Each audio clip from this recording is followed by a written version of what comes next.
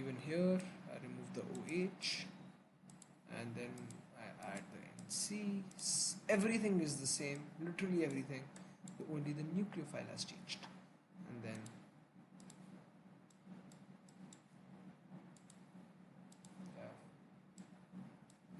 so is C and NC same thing, but I've written NC because it looks more professional to show that this carbon atom is not bonded to the nitrogen but the carbon of the nitrile group.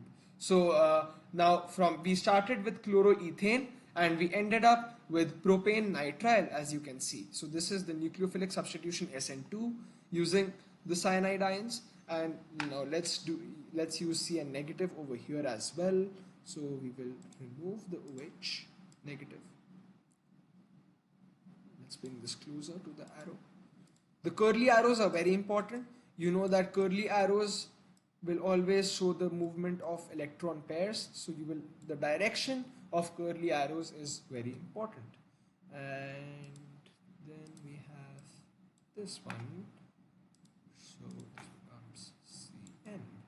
So then again we start with the longest carbon chain is 1, 2, and 3. So we start with 2-chloropropane, and we end up with 2-methyl propane, not 2-methyl, sorry, 2,2-dimethyl propane nitrile, because this will be the first carbon atom. The nitrile group will always be the first carbon atom. So 2,2-dimethyl propane nitrile. That's what we end up with, and this is what we start with. So I've told you about SN1 mechanisms and SN2 mechanisms. So now let's move to more of the theoretical aspect of this, which is the uses of halogenoalkanes. So halogenoalkanes are used as propellants in aerosols, as refrigerants in fridges, anesthetics.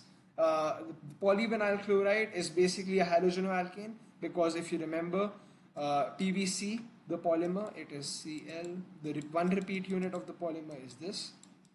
So you can see that this is one repeat unit of the polymer. Continuation bonds, very important. We did this in the hydrocarbons playlist. So you can see that it is technically a halogenoalkane because the H atom over here is substituted with the chlorine atom. So this is also halogenoalkane and it is used in pipes, very strong, PVC. And polytetrafluoroethene, it's used in non-stick pans. This is also known as Teflon. So polytetrafluoroethene, if I draw one repeat unit, will be this. Teflon, an excellent polymer used in non-stick pans. Polytetrafluoroethene.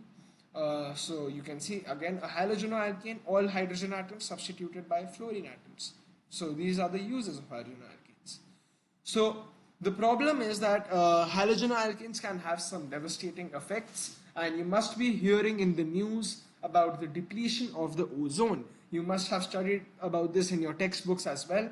And the reason for this depletion in the ozone layer are chlorofluorocarbons, CFCs. So chlorofluorocarbons are basically halogenoalkanes which contain chlorine and fluorine atoms as halogens and no hydrogen atoms. So for example, we can have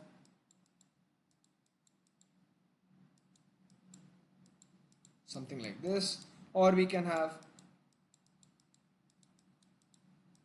something like this.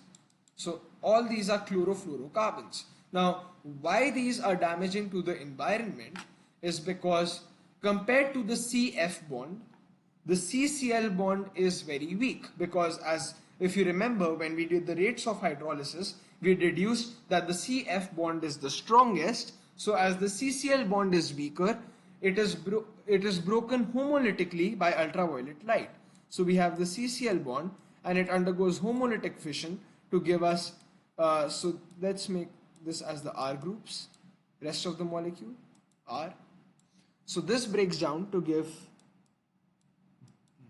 this free radical and the chlorine free radical. So now because CF cannot break, so actually let's, instead of taking R, let's take a proper example. So let's say we have a chlorofluorocarbon like CF, F, Cl, Cl. So let's say we have this one.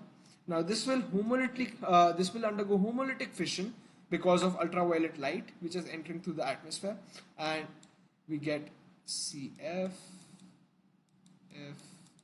FCl